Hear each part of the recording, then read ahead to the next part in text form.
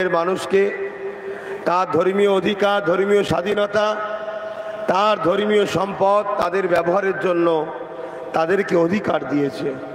কিন্তু আজ কেন্দ্র সরকার সংখ্যাগরিষ্ঠতার জোর দেখিয়ে সংবিধানকে মান্যতা না দিয়ে তারা জোর করে এই আইনটা তৈরি করেছে, যে আইনের মধ্যে সর্বপ্রথম অনেক ভয়ানক ভয়ানক আইন সংশোধনের নামে এনেছে।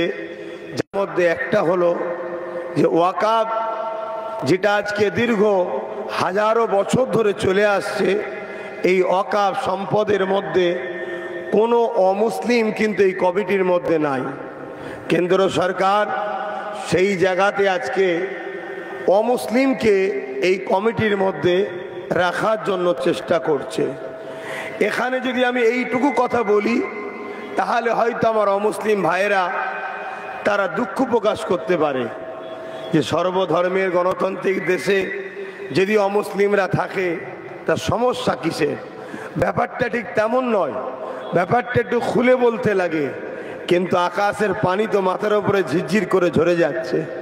যখনই প্রোগ্রাম করি আমি, হয় খুব রোদ হয় নাই পানি হয়, জানি না মহান স্রষ্টার আমার উপরে কি পরীক্ষা আছে।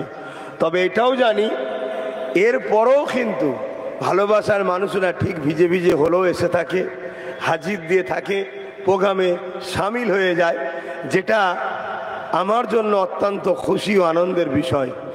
তো যাক, এই যে অমুসলিমদেরকে ঢুকানো হচ্ছে, অ্যাকচুয়ালি অমুসলিম বলতে কেন্দ্র সরকার তার লোককে ঢুকাতে চাইছে, বিজেপির লোককে ঢুকাতে চাইছে। উদ্দেশ্য এই ওয়াকাফকে যাতে করে দখল করা যায়। এর পাশাপাশি আরেকটা কথা আপনাদের জেনে রাখা দরকার, আমাদের সমাজে কেন্দ্র সরকারের লোকেরা এত মিথ্যা প্রচার চালাচ্ছে যে মুসলমানদের যদি ওয়াকাফ থাকে তাহলে হিন্দু ভাইদের কিছু নেই কেন। শোনেন, প্রত্যেকটা ধর্মের মানুষেরই ধর্মীয় কোনো না কোনো ট্রাস্ট আছে। যেমন হিন্দু ভাইদের দেবত্ব সম্পদ বা এমন করে টেম্পল অ্যাক্ট বলে তাদের বিভিন্ন সংস্থা রয়েছে, যেমন পুরী মন্দির রয়েছে, কেদারনাথ আছে, বিভিন্ন জায়গায় তেনাদের দেবত্ব সম্পত্তি তার টেম্পল অ্যাক্টের মাধ্যম দিয়ে সেই সম্পদকে পরিচালনা করা হয়। সেই সম্পদের যে কমিটি হবে সংবিধান অনুযায়ী তাদেরও কমিটির মধ্যে লিপিবদ্ধ আছে যে কোনো অহিন্দু এই কমিটির মধ্যে থাকতে পারবে না। কথাটা বুঝলেন আপনারা? যেমন মুসলমানদের মধ্যে লেখা ছিল যে কোনো অমুসলিম থাকতে পারবে না, ঠিক তেমন হিন্দু ভাইদের টেম্পল অ্যাক্টের মধ্যে লেখা আছে কোনো অহিন্দু থাকতে পারবে না। তারা তাদের যে ধর্মীয় যে সম্পদ, ধর্মীয় ম্যাটার যখন, সেখানে হিন্দু ভাইয়েরা তারা তাদের ধর্মীয় প্রতিষ্ঠান ধর্মের লোকের পরিচালনা করবে, এটা তো স্বাভাবিক। তাই তিনারা যে লিখেছে যে অমুসলিম অহিন্দু থাকতে পারবে না, হিন্দু হলে তবেই কমিটিতেই থাকবে, এটা তো তিনারা যুক্তিসঙ্গতই করেছে, ভুল তো কিছু করেনি। কেন, এটা তাদের ধর্মীয় বিষয়। ঠিক তেমন খ্রিস্টান ভাইদের তাদের ধর্মীয় ট্রাস্ট আছে, শিখ ভাইদের আছে, আদিবাসীদের আছে জল জঙ্গল, এভাবে সবার রয়েছে। কিন্তু সবারটাতেই লিপিবদ্ধ আছে যার যার, যেমন খ্রিস্টান ভাইদের তাদের যে ট্রাস্ট আছে ওই ট্রাস্টে লেখা আছে এখানে খ্রিস্টান ছাড়া অন্য ধর্মের লোক এই ট্রাস্টের মধ্যে থাকতে পারবে না। ঠিক তেমনই ওয়াকাফ মুসলমানদের ধর্মীয় প্রতিষ্ঠানকে পরিচালনা করার যে সিস্টেম, সেই ওয়াকাফের মধ্যেও ছিল এতদিন ধরে। দীর্ঘ বছর দেশ স্বাধীনতা হয়েছে, কংগ্রেস আমল 62 বা 65 কম বেশি বছর চলছে, বা বিছখানে আরো অনেক সরকার এসেছে, কখনো কেউ এইটা করেনি সংবিধানের বিরুদ্ধে গিয়ে যে মুসলিমদের ওয়াকাফ ট্রাস্টে অমুসলিমকে রাখতে হবে। এটা কেন্দ্র সরকার করার একটা ষড়যন্ত্র। এখানে অমুসলিম মূলত বলার উদ্দেশ্য কেন্দ্র সরকার তার লোককে ঢুকাবার পরিকল্পনা করছে। সুপ্রিম কোর্টে যখন কেস যায়, সুপ্রিম কোর্টের বিচারপতি বলেছিলেন যদি ওয়াকাফে অমুসলিমকে ঢুকাতে হয় তাহলে অন্য অন্য ধর্মীয় ট্রাস্টে মুসলমানকে কি ঢুকানো হবে? কেন্দ্র সরকারের যারা উকিল ছিল তাদের মাথা হ্যাট হয়ে গিয়েছিল, তারা কথা বলতে পারেনি। তারা বলেছে এই বিষয়টা এখন তাহলে থাক, এই বিষয়টা নিয়ে আমরা করব না চর্চা। দ্বিতীয় আরো কি ভয়ানক তথ্য দিয়েছে এটা আমাদের জানতে হবে। ওয়াকাফটা হলো আমাদের ধর্মীয় সম্পদ, যেমন ওয়াকাফ হলো ভারতের মুসলমানদের আধার কার্ড, ভোটার কার্ড, প্যান কার্ডের থেকেও বড় সার্টিফিকেট হলো ভারতে মুসলমান হাজার হাজার বছর ধরে আপনারা আছেন। আপনার প্যান কার্ড কে বলবে এটা জাল, আধার কার্ড কে বলবে জাল, আপনার ভোটার কার্ড কে বলবে জাল। আপনাকে কাল বলবে আপনি বাঙালি, বাংলাদেশ থেকে এসেছেন, আপনি উর্দু ভাষী, হিন্দি ভাষী, আপনি আশা কি বলে পাকিস্তান, গুজরাট থেকে এসেছেন, কিন্তু আপনার যদি কেরলের 1450 বছরের চেরামান মসজিদ বেঁচে থাকে তাহলে আপনাকে কেউ বলতে পারবে না আপনি স্বাধীনতার পর অন্য দেশ থেকে এসেছেন। কেন? 1450 বছর প্রমাণ মসজিদ সার্টিফিকেট দিচ্ছে আপনি ভারতবর্ষে 1450 বছর ধরে মুসলমান ভারতে রয়েছে। আজ গুজরাটে 1300 বছরের একটা মসজিদ রয়েছে, ওই মসজিদ আপনাকে সার্টিফিকেট দিচ্ছে যে ভারতবর্ষে মুসলমান নতুন নয়, 1300 বছর ধরে গুজরাটে মুসলমান রয়েছে, তাই মসজিদ আছে। আপনার হাজার হাজার বছরের কবরস্থান, আপনার হাজার হাজার বছরের মাদ্রাসা, আপনার হাজার হাজার বছরের মসজিদ, যেমন আপনার কলিকাতার এই যে আলিয়া মাদ্রাসা, কিছু কম বেশি 300 বছরের কাছাকাছি মাদ্রাসা, কম বেশি এই মাদ্রাসা আপনাকে প্রমাণ দিচ্ছে যে আপনি পশ্চিম বাংলার কলকাতাতে 300 বছর ধরে মুসলমান ওখানে পড়াশোনা করছে। এই জন্য এদের লক্ষ্য এই ওয়াকাফেরকে উচ্ছেদ করা, ওয়াকাফগুলোকে দখল করা, এবং যেসব জায়গাতে আমাদের ওয়াকাফ সম্পদ আছে এই জায়গাগুলো খুব দামি সম্পদ, এই সম্পদগুলোকে নিয়ে আদানি আম্বানির হাতে তুলে দেবে যেমন একটা লক্ষ্য, তেমন এগুলোকে মিটিয়ে দেওয়ার পর আবার আপনার যখন ঐতিহাসিক মসজিদ, মাদ্রাসা, কবরস্থান, 1000 বছরের, 500 বছরের, 200 বছরের কোনো পেহচান যখন থাকবে না, তখন আপনাকে বলা হবে আপনাদের স্বাধীনতায় কোনো অবদান নাই, আপনারা বাংলাদেশ থেকে এসেছেন, পাকিস্তান থেকে এসেছেন, আপনাদের এ দেশে থাকা যাবে না, এ দেশের আপনাদের কোনো কিছু নাই। এইভাবে আমাদেরকে শেষ করার একটা পরিকল্পনা কেন্দ্রের মোদী সরকার তৈরি করছে। কেননা এর মধ্যে একটা আইন করেছে, ওই আইনটা এত ভয়ানক, নিশ্চয়ই আপনারা জানেন, কোনো জায়গা যদি 12 বছর কেউ দখল করে, কোনো একটা জায়গা মালিক ধরুন অন্যজন, আর কেউ 12 বছর সেখানে ঝুপড়ি গেড়ে হোক বা কোনো কিছু দখল করে বসে আছে, 12 বছর পর ওই জায়গার সত্তার মালিক সে যদি নাও হয়, ওই জায়গায় সে কিন্তু বসবাস করার জন্য তাকে আর উঠানো যাবে না, সে মালিকানা পাবে। এটা ভারতের আইনের এই সিস্টেম করা আছে। কিন্তু কোনো ধর্মীয় জায়গা, সে মন্দিরের সম্পদ হোক, মসজিদের সম্পদ হোক, গুরুদুয়ার আর গির্জার কোনো ধর্মীয় সম্পদের ওপরে 12 কেন, কেউ যদি 24-32 বছর ধরেও বসে থাকে, সেখান থেকে কিন্তু যদি সেই প্রপার্টি, সেই ধর্মীয় সম্পদের ট্রাস্ট যদি মনে করে এবারে তোমাকে উঠে যেতে হবে, সঙ্গে সঙ্গে পুলিশ তাকে তুলে দেবে বাধ্যতামূলক। কিন্তু কেন্দ্র সরকার সমস্ত বাকি হিন্দু ভাইদের, খ্রিস্টান ভাইদের, আদিবাসী কি বলে দলিতদের, আরো যাদের ট্রাস্ট আছে, শিখ পাঞ্জাবিদের, সবার আইনটাকে ঠিক রেখেছে।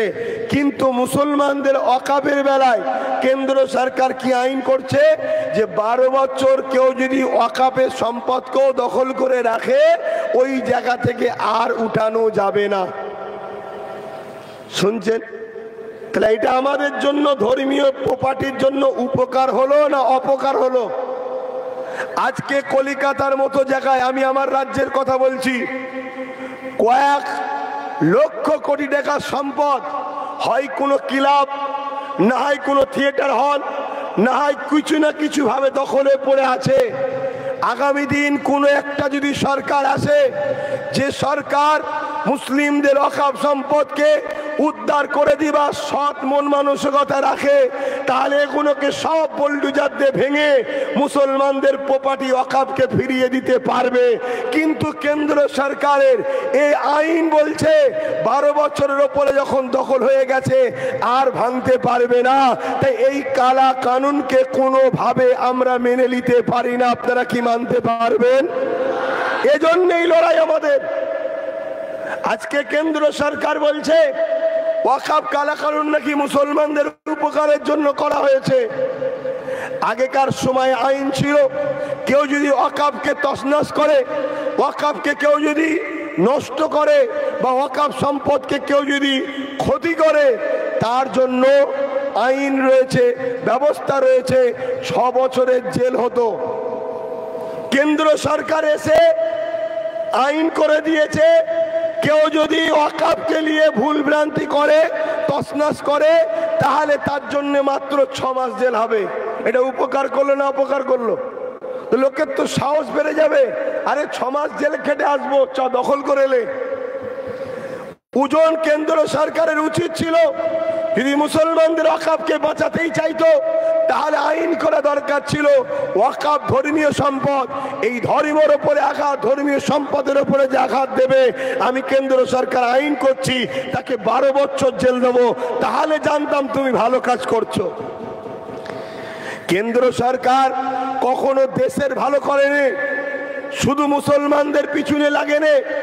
আপনারা নিশ্চয়ই জানেন আমাদের ওয়াকফের বিরুদ্ধে 2025-এ কেন্দ্র সরকার বিল পাস করতে, কিন্তু 2023-এ আদিবাসী ভাই বোনেদের জল জঙ্গলের সম্পদকে তাদের হাত থেকে ছিন্ন করে নিয়েছে, নিয়ে জঙ্গল কেটে কেটে বড় বড় কর্পোরেটদের হাতে তুলে দিচ্ছে।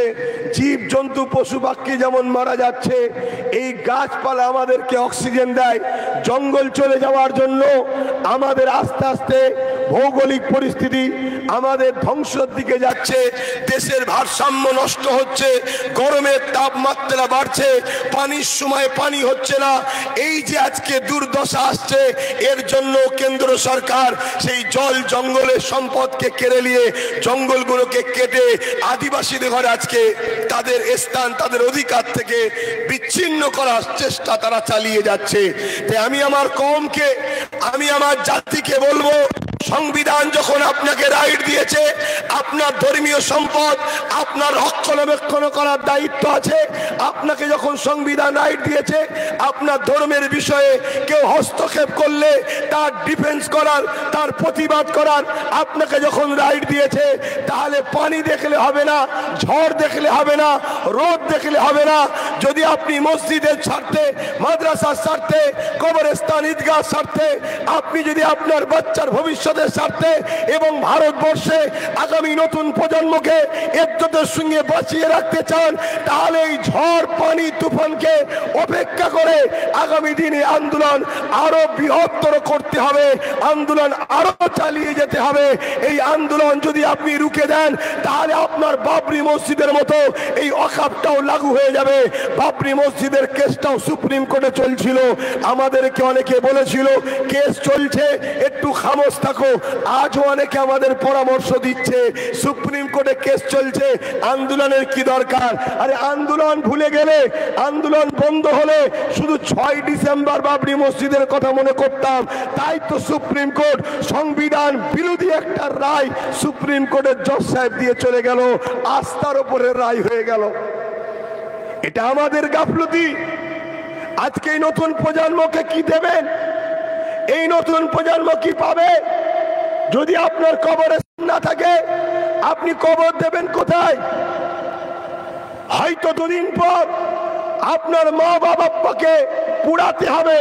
প্রথমবার হয়তো পুরাতে আপনাকে একটু কষ্ট লাগলো, আস্তে আস্তে আপনাকে এই পুরানোটাই অভ্যস্ত করে দেবে।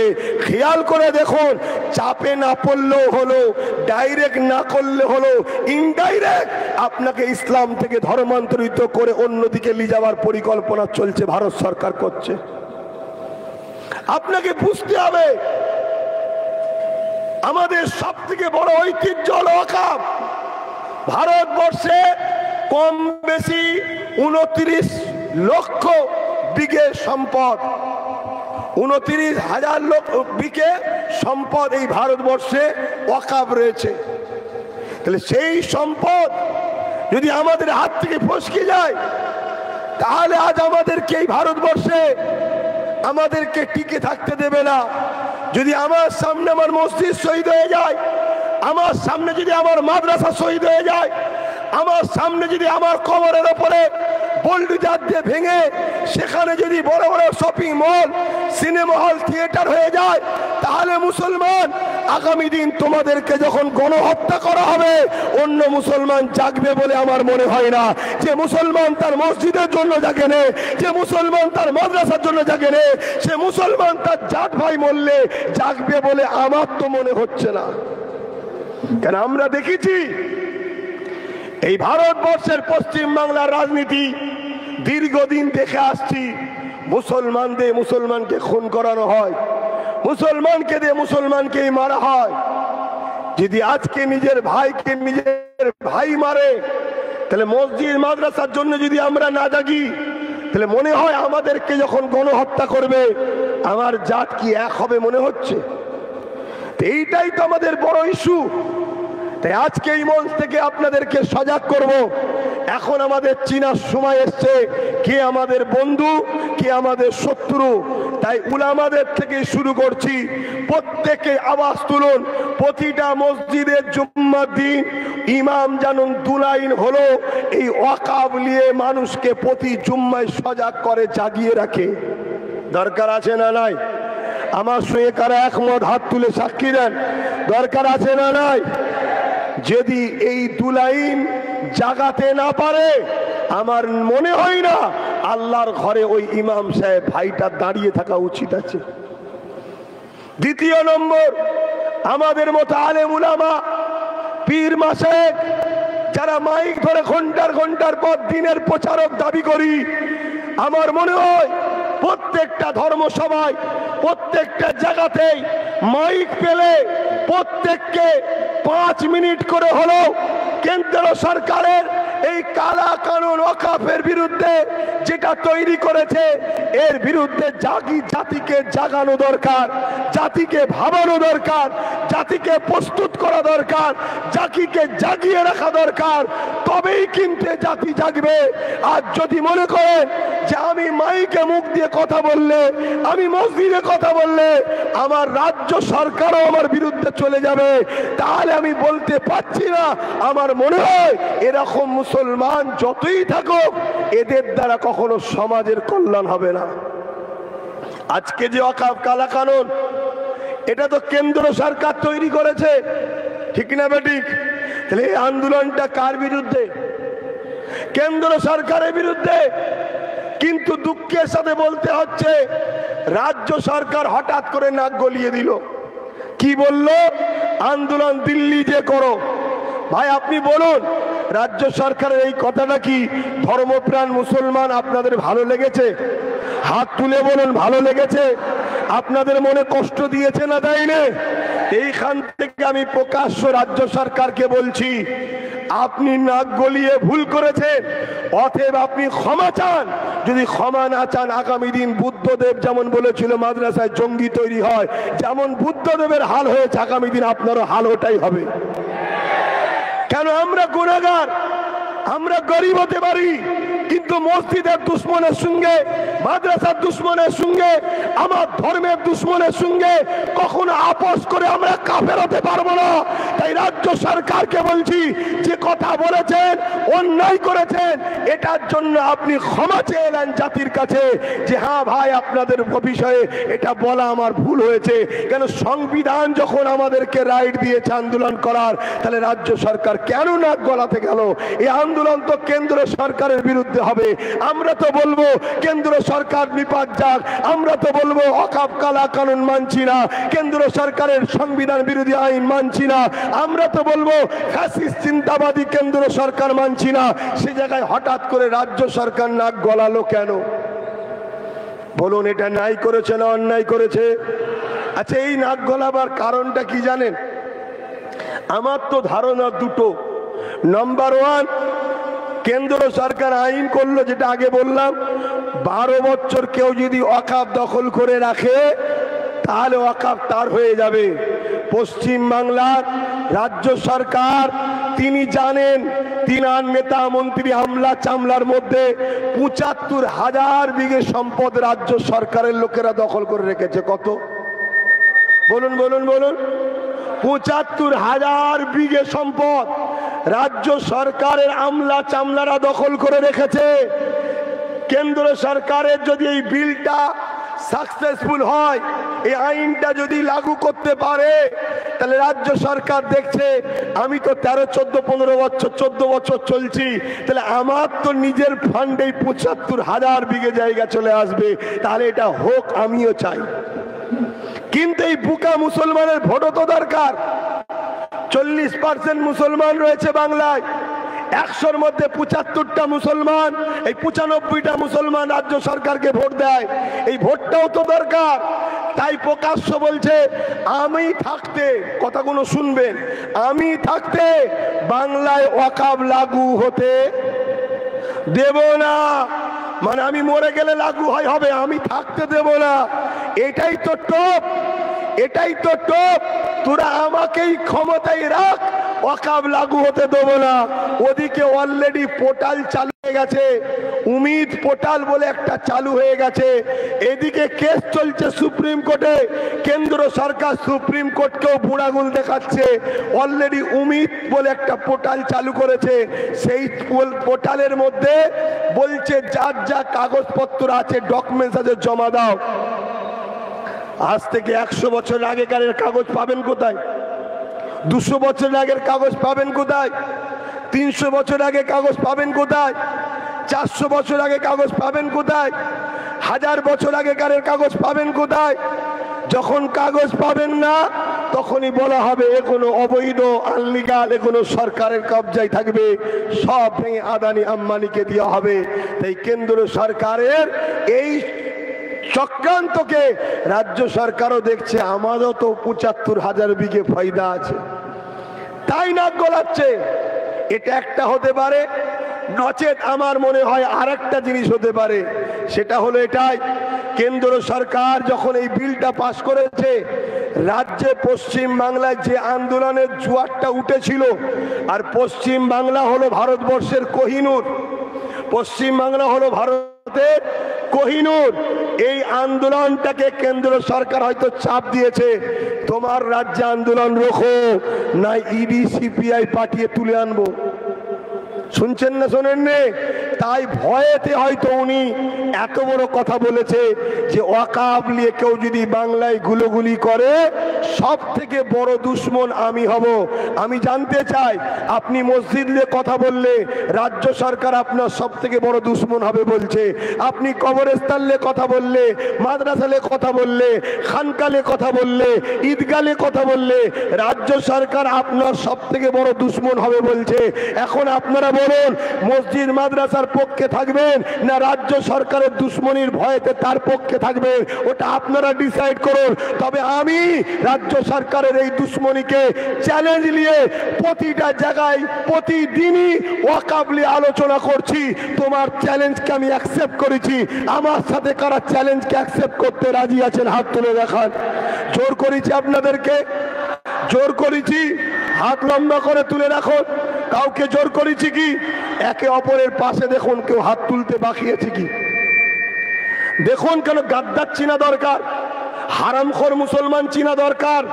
এ জাতির সব থেকে বড় যদি কেউ ক্ষতি করে থাকে, এ জাতির গাদ্দার মুনাফেক মোল্লাগুলো আর মুনাফেক মুসলমান নেতাগুলো আমাদের সব থেকে বড় ক্ষতি করেছে। তাই জানা দরকার আছে না নয়? হাত নামান। কেউ যদি হাত না তোলে তার সঙ্গে আমাদের ঝগড়া নয়, কিন্তু গাদ্দারটাকে চিনে নেবো। তুই মসজিদের সাথে নেই, তুই বেঈমানের সাথে আছিস, তুই কবরস্থান ঈদগাহ মাদ্রাসার সাথে নেই, তার দুশ্মনের সাথে আছিস। কেন্দ্র সরকার 100% আমাদের দুশ্মন, আমরা সবাই জানি। কিন্তু রাজ্য সরকার দীর্ঘদিন ঘুমটা দিয়ে আমাদেরকে যে বোকা বানালো, তার প্রমাণটা এই ওয়াকফের বেলায় কিন্তু বেরিয়ে গেল। কিন্তু আমি দীর্ঘদিন জানি যে আমাদের বোকা বানাচ্ছে, কিন্তু দুর্ভাগ্যের বিষয় আমার উলামা ভাইয়েরা, আমার ইমাম ভাইয়েরা, তারা মনে করেছিল 2,500-3 হাজার টাকা দিচ্ছে আমাদের আপন। কিন্তু আপনাদেরকে সম্মানের সাথে বলছি, 2,500-3 হাজার টাকা আপনাদেরকে ভিক্ষা দিচ্ছে।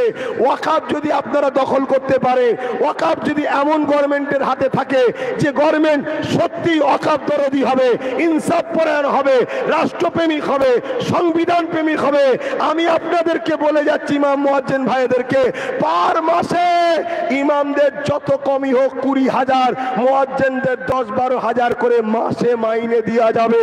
তাও ওয়াকাফের পয়সা সামান্য শেষ হবে না। তাই আপনারা যদি আমার উপরে বিশ্বাস রাখতে পারেন আলেম উলামা ভাইরা, তাই আজ থেকে আওয়াজ তুলুন। আগামী দিন আমরা কোনো কালার দেখব না, কোনো দল দেখব না, কোনো দাদা দিদি দেখব না। আমরা একটাই জিনিস দেখব, যারা আমার ওয়াকাফের সাথে আমরা তার সাথে, যারা আমার ওয়াকাফ আন্দোলনে আমাদের সাথে নেই তারা আমাদের আজ থেকে দুশ্মন। এটা আমাদেরকে বলা দরকার আছে না নয়? এটাই তো আমাদের হবে এখন আন্দোলন। প্রত্যেকটা মসজিদ, প্রত্যেকটা জলসা, প্রত্যেকটা মহল্লায় আলেম উলামা, পীর মাশায়েখ, ইমাম সবার মুখে একটাই কথা, আজকে আমাদেরকে চিনতে হবে কে আপন, কে বন্ধু, কে শত্রু। আজ কেন্দ্র সরকার যে কালা কানুন তৈরি করেছে, এই কালা কানুনের বিরুদ্ধে আমরা ওয়াকাফের পক্ষে লড়াই করব। এই লড়াইয়ে যারা আমাদের সাথ দেবে তারা হলো আমাদের বন্ধু। এই লড়াইয়ে যারা আমাদের সাথ দেবে না তারাই হলো আমাদের শত্রু। অতএব শত্রুকে কখনো আপন করতে নাই, শত্রুকে শত্রুর মতো ভাবে চিনতে হয়, তবেই কিন্তু আমরা বিজয় পাবো।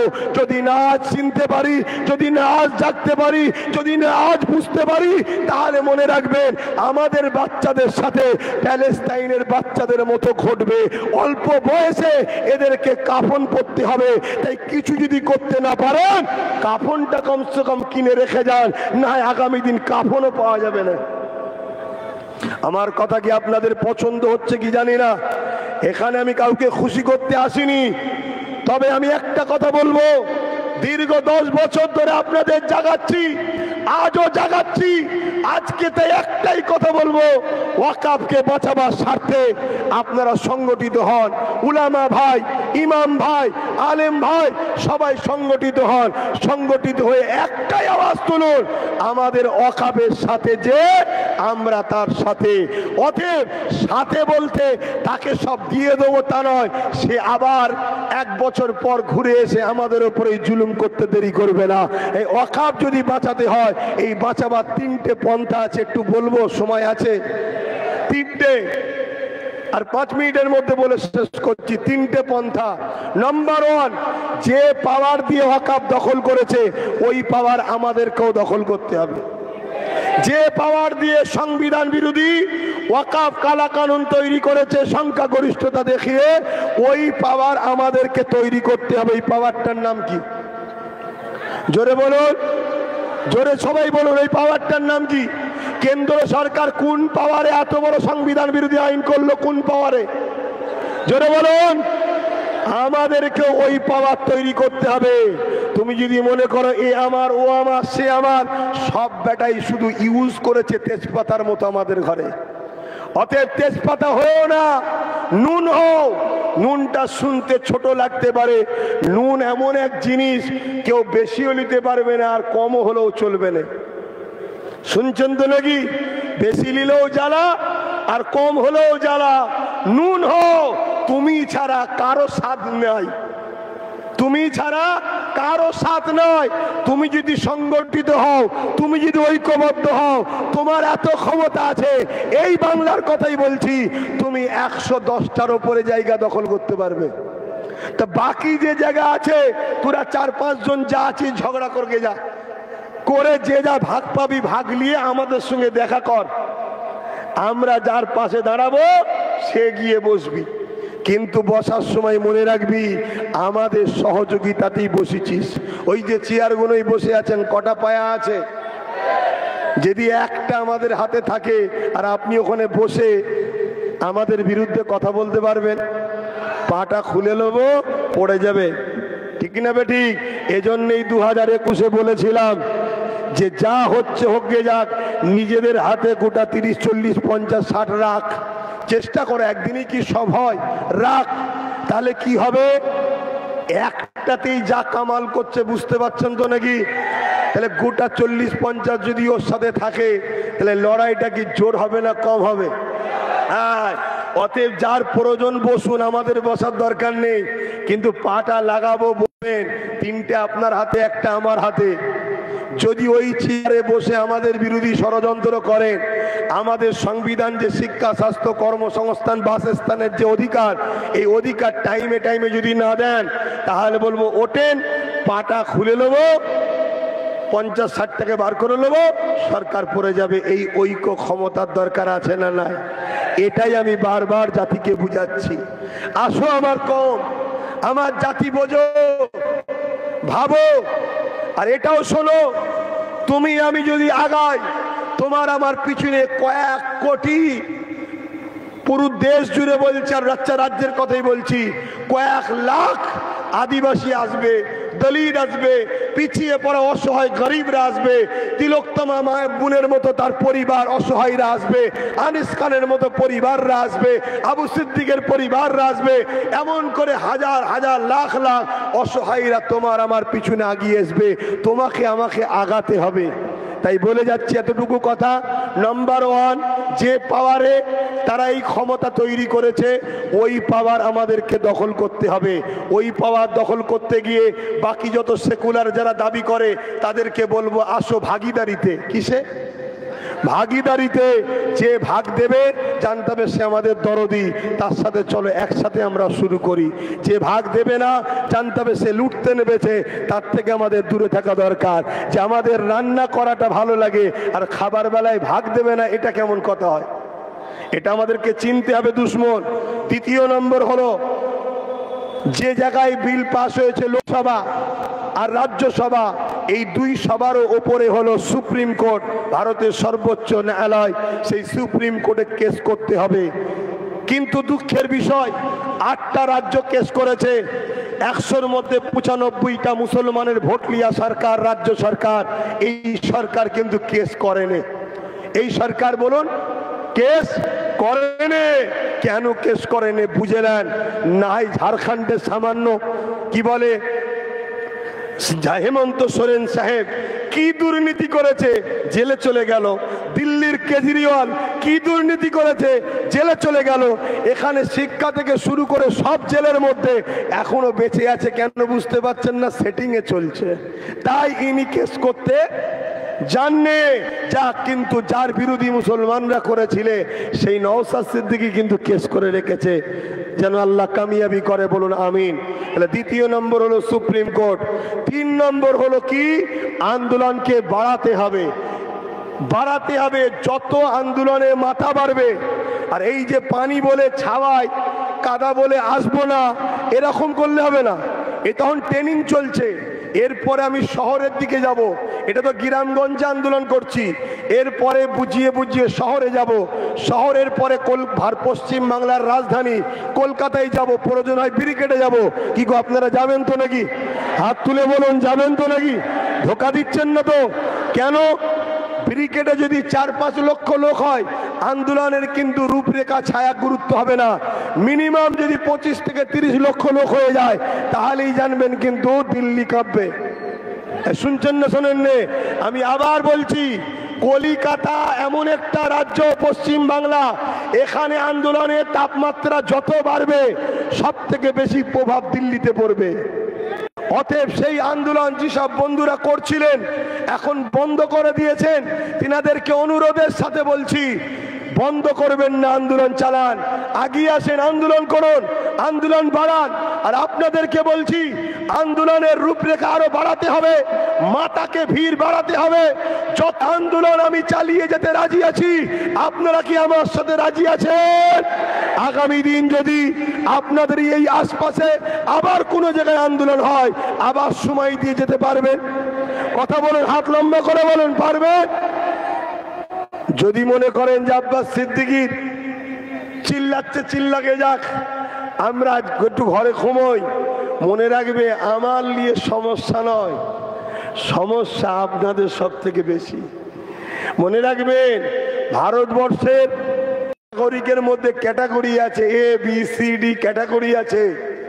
আমি ট্যাক্স দিয়ে বসবাস করা ছেলে, ধর্মগুরুদের ট্যাক্স নাই আমিও জানি, কিন্তু আমি ট্যাক্স দিয়ে বসবাস করি কেন? এ ক্যাটাগরিতে আসবো বলে। আমি সেই এ ক্যাটাগরির নাগরিক। দ্বিতীয় নম্বর কথা, আমার পূর্বপুরুষের মধ্যে পীর আবু বকর সিদ্দিক রয়েছে, যিনি ফ্রিডম ফাইটার, স্বাধীনতা সংগ্রামী। অতএব সেই পরিবারের সন্তান। আমার আমি চিল্লাচ্ছি না, আপনারা বুঝুন আপনাদের সন্তানদের কি হবে। তাই 3 নম্বর হলো আন্দোলন বাড়াতে হবে। পাঞ্জাব সরকার কৃষকদের সাথ দিয়েছিল, তাই কৃষক বন্ধুরা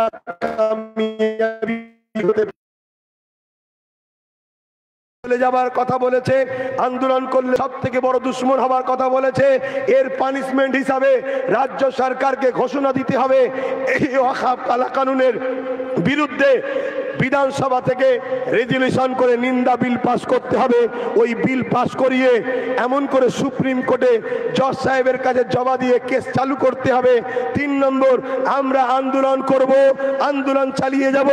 রাজ্য সরকারকে সম্পূর্ণ আমাদেরকে সহযোগিতা করতে হবে, যেমন সহযোগিতা পাঞ্জাব সরকার করেছিল।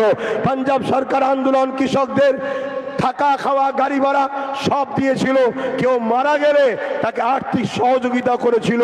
আপনারা কি আমার সঙ্গে একমত? একমত। তাহলে রাজ্য সরকারকেও এই আওয়াজ তুলতে হবে আপনাদের ঘরে যে আমরা এই ওয়াকফ নিয়ে লড়বো। আমাদের আন্দোলনের খরচ, আমাদের গাড়ি ভাড়া, আমাদের খাওয়া খরচ, আমরা কেউ মারা গেলে আপনাকে অর্থ দিতে হবে। আপনি বলছেন আমি বিজেপির বিরুদ্ধে, বিজেপির যদি বিরোধী হয় আন্দোলনটা তো বিজেপির বিরুদ্ধে হবে, আপনাকে তো সহযোগিতা করা দরকার। আপনি সহযোগিতা না করে সেই জায়গায় আপনি এখানে বিরোধী করছেন কেন? এটা আমাদেরকে আওয়াজ তোলা দরকার আছে না নাই? এই গুটি কতক কথা আজকে এই খোলা আকাশের নিচে পানি টপ টপ করে ঝিরঝির করে পড়ছে, এই অবস্থাতে বসার পরিস্থিতি নাই। আপনারা বেশিরভাগ মানুষ দাঁড়িয়ে আর বিভিন্ন জায়গায় ছড়িয়ে ছিটিয়ে যে যেখান থেকেই শুনেছেন, আমি সবাইকে একটা শেষ কথা বলে যাচ্ছি। শেষ কথা হলো এটাই, আগামী দিন এই এত গাফলতি করলে হবে না, এভাবে গাফলতি করলে হবে না। আমাদের আন্দোলন আরো তীব্র বাড়াতে হবে, আরো জোরালো আন্দোলন করতে হবে। তাই গ্রামে গঞ্জে সব জায়গায় সজাগ করে আগামী দিন আমি শহরে, তারপরে কি বলে পশ্চিম বাংলার রাজধানী কলকাতাতেও আন্দোলন করব। আশা করছি আপনাদের ঘরে আমি পাশে পাবো। এই বলে আমি আজকের এই ক্ষুদ্র আলোচনাকে এখানেই সমাপ্ত করলাম। সুস্থ থাকুন, ভালো থাকুন। সকলকে একটা সংগ্রামী আন্দোলনে মুখী নারা দিয়ে আমি সকলকে বিদায় দিচ্ছি। সকলে আমার সঙ্গে বলুন ভারতবর্ষ।